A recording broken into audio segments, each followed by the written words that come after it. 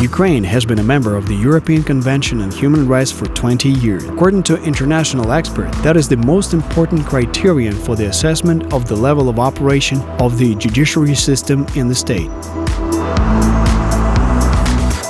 How you get to that point depends very much on the circumstances. Every country is different. If you look at countries in Western Europe that have, say, been in the European Union for several decades, you'll find that they have very different court systems. According to foreign experts, the quality of the work of courts and the confidence of the society in the judiciary depends primarily on the judges and on how professionally and virtuous they are. The Higher Qualification Commission of the Court has recently published the names of the winners of the tender for positions in the new Supreme Court of Ukraine. It's therefore critical that this, the highest court, is formed in a way that is such that the public can trust the judges who will be appointed. If we see a number of new faces, lawyers, academics, who are not tainted.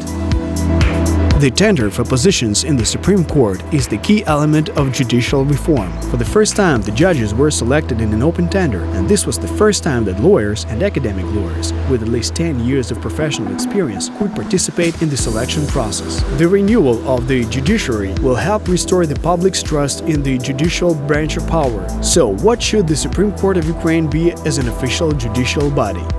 First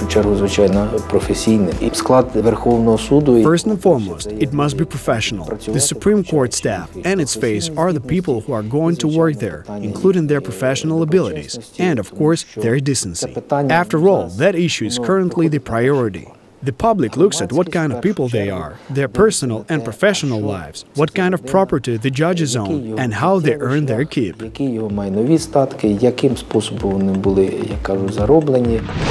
So what kind of personalities are going to end up in the Supreme Court of Ukraine is entirely dependent on the Supreme Council of Justice. That body must thoroughly examine all the candidates. The authority of the Supreme Council of Justice is to not appoint a judge if there are any reasonable doubts with regard to their dignity. The society puts great hopes on the effectiveness of judicial reform. After all, many judges during the presidency of Viktor Yanukovych managed to dodge responsibility for their unlawful actions. According to experts, this is about political persecution and violation of the rights of citizens to hold peaceful meetings. Moreover, if the nomination of a candidate provokes mistrust in the court by the society, it is possible that such a candidate will not be appointed by the Supreme Council of Justice. If the Supreme Council of Justice does not approve one or another candidate, the new Supreme Court will still become functional. According to the laws of Ukraine, the Supreme Court is considered legitimate if it is staffed by at least 65 judges. The judiciary must employ 200 lawyers in total, so in any case, there will be another round of selection of top-level judges in the future. Both the President of Ukraine and the High Judge Qualification Commission say that the first stage of selection is currently in process. The first selection is held in order to select a certain number of judges according to the tender, then improve the procedure and declare a selection process by introducing an improved set of procedures.